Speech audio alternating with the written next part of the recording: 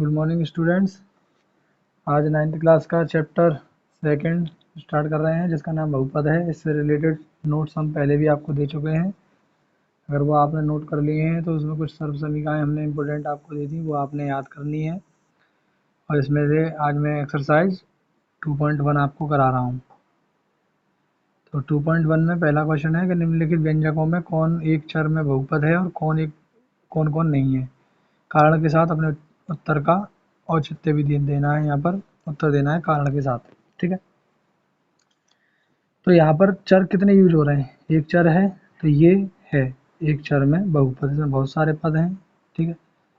ये भी दो पद हैं इसमें और एक ही चर में है ये, तो एक चर में ये भी बहुपद है। इसमें और कोई चर यूज नहीं हो रहा है, यानी केवल वाई वाई है, इसमें केवल एक्स एक्स ही है। ऐसा नहीं है कि एक्स वाई मिले हुए हों।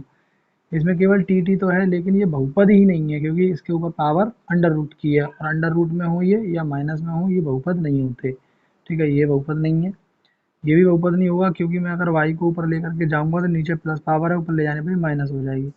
पावर कभी भी बहुपद में माइनस की या ऐसे भिन्न जैसी नहीं होनी चाहिए, ठीक है। तो ये भी बहुपद एक एक चर में एक चर में बहुपद नहीं है क्योंकि ऑलरेडी ये बहुपद ही नहीं है, तो एक चर की हम बात ही नहीं करेंगे। ये बहुपद तो है लेकिन ये एक चर में नहीं है। यहाँ पर तीन तीन चर इसने प्रयोग किए हैं, एक्स वाई और टी। क्वेश्चन नंबर सेकंड की बात कर लेते हैं कि निम्नलिखित में से प्रत्येक में एक्स स्क्वायर का गुणांक लिखिए। यानी एक्स स्क्वायर के गुणांक में जो नंबर है वो इसका गुणांक कहलाता है। तो यहाँ पर इसका गुणांक क्या है? 1। यहाँ पर इसका गुणांक क्या है? -1। यहाँ एक्स स्क्वायर का गुणांक क्या है? 5/2। यहाँ एक्स स्क्वायर है ही नहीं है तो अपनी तरफ से 0 बढ़ा लेते हैं, 0 इंटू एक्स स्क्वायर। तो यहाँ पर इसका गुणांक है 0। तीसरे क्वेश्चन में कह रहा है कि 35 घात के द्विपद और 100 घात के एक पदी का एक एक उदाहरण दीजिए।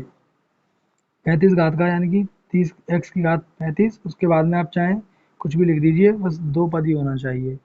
दूसरा आंसर है एक पदी यानी एक्स की पावर 100 लिख दीजिए, एक पदी हो गया और ये 100 घात का है, ठीक है। अगला है निम्नलिखित बहुपदों में से प्रत्येक बहुपद की घात बतानी है। घात होती है चर की अधिकतम घात, जो होती है वह उसकी बहुपद की घात कहलाती है। तो यहाँ पर इसकी घात क्या है? अधिकतम घात है 3, तो घात यहाँ बहुपद की घात 3 हो गई। यहाँ पर बहुपद की घात 2 हो गई क्योंकि यहाँ पर अधिकतम घात 2 है। यहाँ अधिकतम घात 1 है तो यहाँ पर इसकी घात 1 कहेंगे। यहाँ पर x या y या t यानी चर ही नहीं है तो उसका कह सकते हैं यहाँ पर 0 पावर ले सकते हैं, क्योंकि किसी की पावर 0 होती है उसकी वैल्यू 1 होती है, इसलिए यहाँ पर इसकी घात क्या है? 0। क्वेश्चन नंबर 5 की बात करते हैं। इसमें कह रहा है कि बताइए कि अग्रलिखित बहुपदों में कौन कौन बहुपद रैखिक है, कौन कौन द्विघाती है और कौन कौन त्रिघाती है। रैखिक का मतलब होता है कि जिसमें चर की अधिकतम घात 1 हो, यानी कि बहुपद की घात 1 हो, और द्विघाती कहलाते हैं जिसमें बहुपद की घात 2 हो, और त्रिघाती वह कहलाते हैं जिसमें बहुपद की अधिकतम घात 3 हो। तो इसमें अधिकतम घात कितनी है? 2, तो ये कैसा है? द्विघाती। यहाँ पर कितनी अधिकतम घात है? 3, तो ये है त्रिघाती। यहाँ अधिकतम घात कितनी है? 2, तो ये द्विघाती। विश्वासघाती कोई नहीं है, ठीक है। यहाँ पर यहाँ पर एक पावर, तो यहाँ पर इसको बोलेंगे हम रैखिक बहुपद। यहाँ पर 2 घात है तो इसे द्विघाती।